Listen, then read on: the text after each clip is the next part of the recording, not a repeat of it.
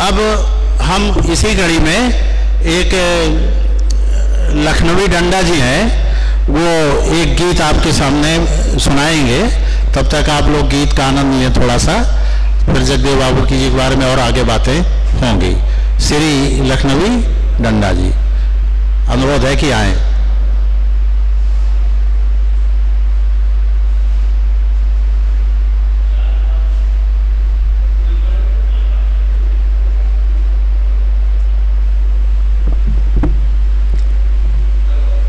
आदरणीय अध्यक्ष जी, मंच पर पधारे हुए मुख्य अतिथि एवं सामने उपस्थित भाइयों,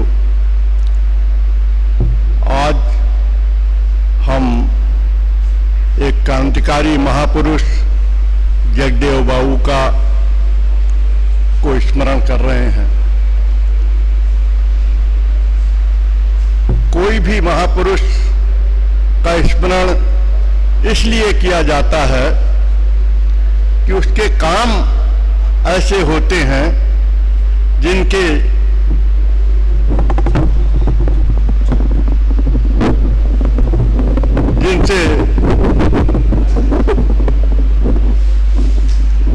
समाज को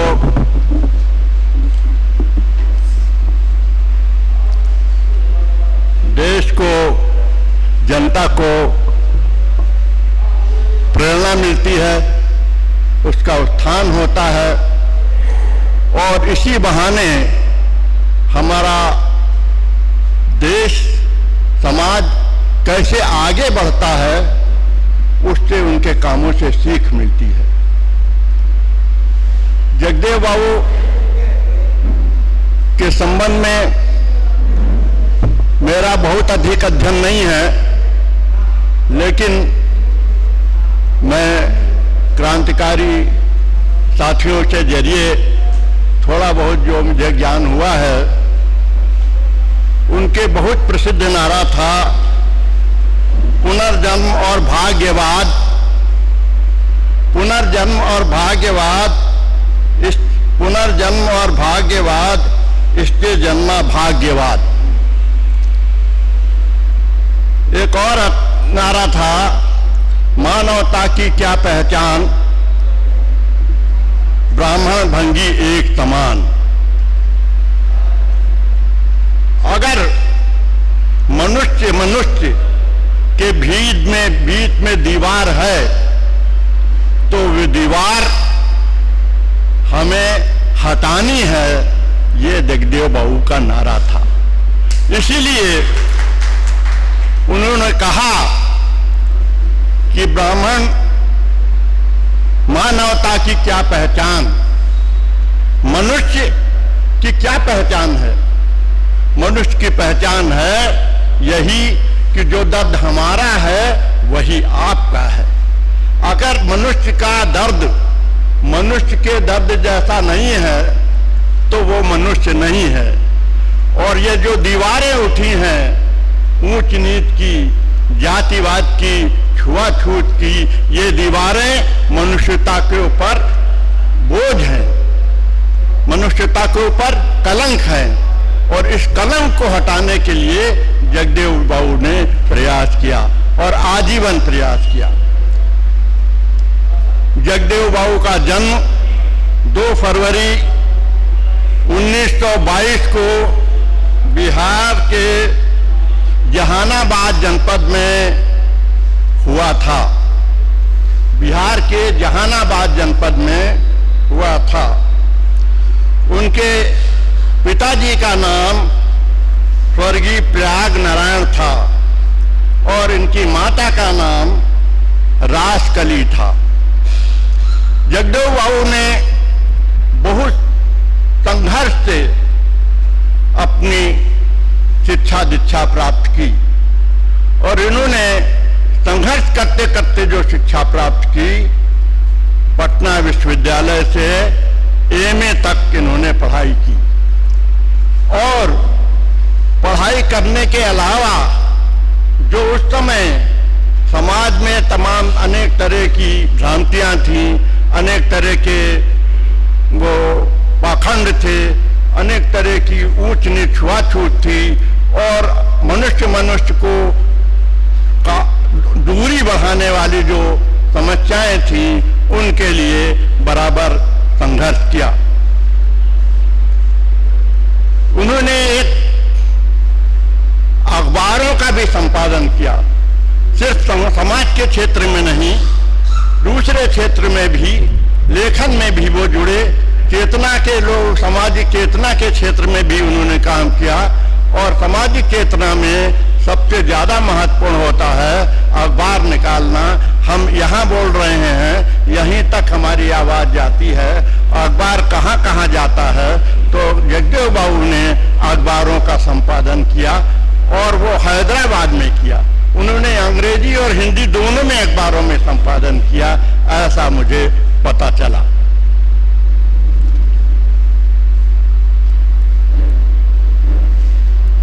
विषमता शोषण का मुख्य आधार है। जहां समता नहीं है वहां शोषण है। समता कैसे? भारत के अंदर जब संविधान लागू नहीं था तो देशी रियासतें थीं, नवाबों के शासन था, राजाओं का शासन था, जिम्मेदारों की प्रथा थी, इस तरह की प्रथा थी और इसके ऊपर ब्रिटिश हुकूमत थी, यानी कि ब्रिटिश हुकूमत का शासन था। आपको जानकारी हो कि ब्रिटिश हुकूमत में भी अभी तो कल परसों महारानी का निधन हुआ है। ब्रिटेन में राज शासन आज भी है, लेकिन राज शासन में जो व्यवस्था थी उसमें परिवर्तन हुआ कि जनता जो चुनेगी, जनता वोट देगी, वोट देने के बाद जो कैबिनेट वो पार्लियामेंट बनेगी और पार्लियामेंट के हिसाब से पार्लियामेंट शासन करेगी। राजा जो है या रानी जो है एक प्रतिनिधि के रूप में होगा। ऐसा क्योंकि हमारा देश के ऊपर ब्रिटिश हुकूमत थी, तो जो वहां जो कानून लागू होता था वही यहां कानून लागू होता था। आपको जानकारी हो कि ब्रिटिश शासन के दौर में वहां का कानून यहां भी लागू होने लगता था। तो जब ब्रिटिश पार्लियामेंट में एक व्यवस्था लागू हुई कि अब वोट के जरिए शासन होगा, तो वहां वोट के जरिए शासन शुरू हुआ, तो उम्मीद की जाने लगी कि भारत में भी वही कानून लागू होगा। और वो कानून जब यहाँ जो राजा रजवाड़े थे, उन राजा रजवाड़े या नवाब वगैरह या जिम्मेदार वगैरह, वो कानून यहाँ भी बनना शुरू हुआ और सुधार हुआ वहाँ के राजा के जरिए कि यहाँ भी वोट दिया जाएगा। वोट के जरिए तो असेंबली की गठन हुआ और असेंबली में आम आदमी वोट नहीं दे पाता था। जिसके पास जमीन होगी, जिसके पास पढ़ा लिखा ज्यादा होगा, वही वोट दे पाता था। तो ऐसी स्थिति में आम नागरिक को अपना राजा बनाने की उसके पास ताकत नहीं थी। धीरे धीरे ये जब सुधार होते गए, तो उस सुधार में अब याद करिए कि 1922 में जगदेव बाबू का जन्म हुआ है और 1922 में के बाद वो 25-26 साल की उम्र में जब ब्रिटिश शासन था, तब वो सुधारों के अंध हो रहा था, तो उस समय वो राजनीति में या सामाजिक सुधार में प्रवेश कर गए। अब उस समय ये स्थिति बन रही थी कि जो जिम्मेदार है वो वोट देंगे, जो कामगार हैं, जो किसानी करते हैं, वो वोट नहीं देंगे। ऐसी जब स्थिति होगी तो कभी कोई आदमी का ना शिक्षा के प्राप्त करने का, ना अच्छे रोजगार प्राप्त करने का, ना यहाँ से वहाँ जाने का, मतलब एक स्थान से दूसरे स्थान पर जाने का कहीं किसी की व्यवस्था उस समय नहीं थी। तो ये संघर्ष में उन्होंने कहा कि मानव मानव एक समान, जाति भेद तोड़ना है। उस समय वर्ण व्यवस्था थी, वर्ण व्यवस्था में ये एक सबसे नीचे जो शूद्र समाज, उसके ऊपर ब्राह्मण समाज, उसके ऊपर क्षत्रिय समाज, उसके ऊपर क्षत्रिय समाज, उसके ऊपर ब्राह्मण समाज। तो जो सीढ़ीनुमा समाज की व्यवस्था थी, जगदेव बाबू साहब कहते थे वो समांतर व्यवस्था हो, ना सीढ़ीनुमा समाज की व्यवस्था ना हो, सबको पढ़ने का अधिकार मिले, सबको बराबर रोजगार मिले, सबको बराबर शिक्षा मिले, और उसको लिए उन्होंने अंतिम समय तक प्रयास किया। हम बिहार ऐसा प्रदेश है जिस प्रदेश, जैसे हम आजकल बात करते हैं अमेरिका सबसे बड़ा दुनिया में समृद्ध देश है, एक जमाने में रूस समृद्ध देश था, टुकड़े हो गए रूस के, तो मॉस्को और वाशिंगटन दोनों महाशक्तियां के रूप में गिने जाते थे। तो जो बिहार है, बिहार में जो पटना है, उसका पाटलिपुत्र नाम है पुराने जमाने में। तो जब हमारे देश में पाटलिपुत्र में पूर्वजों का शासन था, जब बौद्ध शासन था, तब समान व्यवस्था लागू की गई थी। तथागत भगवान बुद्ध ने जो 5 शिक्षाएं दी थी, पंचशील की और 3 शरण की। 3 शरण मतलब ऐसा छाता जिसके नीचे सब लोग आसानी से आ जाएं, और पंचशील जो हमारे व्यवहार, हमारा शील, हमारा स्वभाव ऐसा हो कि एक दूसरे को हम मानव को एक समान समझें, चोरी ना करें, डकैती ना डालें, व्यभिचार ना करें, झूठ ना बोलें, ऐसी चीजों का सेवन ना करें जिससे कि हमारा दिमाग गड़बड़ा जाए। तो उस समय के शासन में हमारा पटना जो था, वहीं के आसपास के रहने, जहानाबाद जगह है, वहीं का आपका जन्म हुआ था। तो ऐसी महान जगह पर वो जन्म हुए थे। वो भूमि ही क्रांतिकारियों की है, वो भूमि तथागत भगवान बुद्ध की है, वो भूमि सम्राट मौर्य की है, वो भूमि महापद नंद की है, और वो भूमि कर्पूरी ठाकुर जी की भी है। तो कर्पूरी ठाकुर जी भी जगदेव बाबू के साथियों में थे, और उन सब ने वो समाज को, जो पिछड़ा था, जो दलित था, जो उपेक्षित था, उसको समानता की स्तर पर लाने के लिए बहुत काम किया। और ऐसा काम उनको जितनी बार याद किया जाए, और हमारे बराबरी की समाज बनाने में, ऊंच नीच के समाज को हटाने में, और सबको शासन, मूल बात यह है कि बराबरी कब होगी। लोकतंत्र का मूल मंत्र है आजादी और समानता, स्वतंत्रता और समानता। ये एक जीवन पद्धति है। अगर जहां हम रहते हैं आसपास पड़ोस में समानता नहीं है, और समानता नहीं, समता नहीं है, और स्वतंत्रता नहीं है, तो आज लोकतंत्र नहीं है।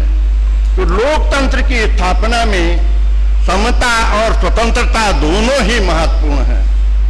जब समता होगी, स्वतंत्रता होगी, तो कोई बड़ा सा बड़ा आदमी हो, हम उसके पास बैठ जाते हैं। एक बात और मैं महत्वपूर्ण कहता हूं कि सारनाथ में सम्राट अशोक का एक स्तंभ मिला था। स्तंभ में एक चक्र बना हुआ है। चक्र क्या है? चक्र संहिताएं हैं कि हमको किन किन बातों का पालन करना है। उस चक्र में विज्ञान का भी चक्र है।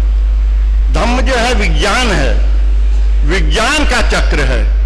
और जब चक्र चलने लगता है, जब तक चक्र स्थिर रहा कोई परिवर्तन नहीं होगा, और जब चक्र चलने लगेगा तो परिवर्तन होगा। जो नीचे की तीली है वो ऊपर जाती है, और ऊपर की तीली नीचे आती है। इसलिए समय का भी चक्र है।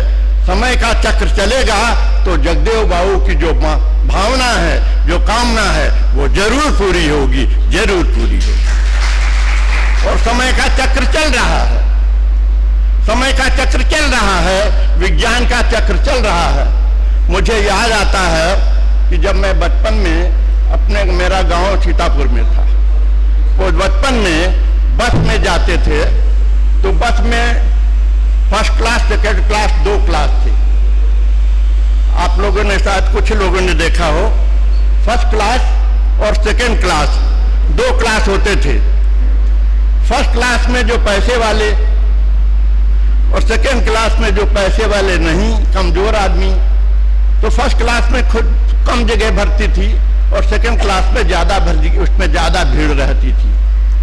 मैं समझता हूं उस समय छुआछूत की ज्यादा बीमारी थी देश में, तो ये व्यवस्था रखी गई थी कि फर्स्ट क्लास में हम जो लोग जाएंगे, पैसे वाले बड़े बड़े लोग होंगे और उसमें एक दूसरे को छूने की ज्यादा समस्याएं नहीं होंगी, लेकिन सेकेंड क्लास में सामान्य लोग जाएंगे तो छू ले लेंगे।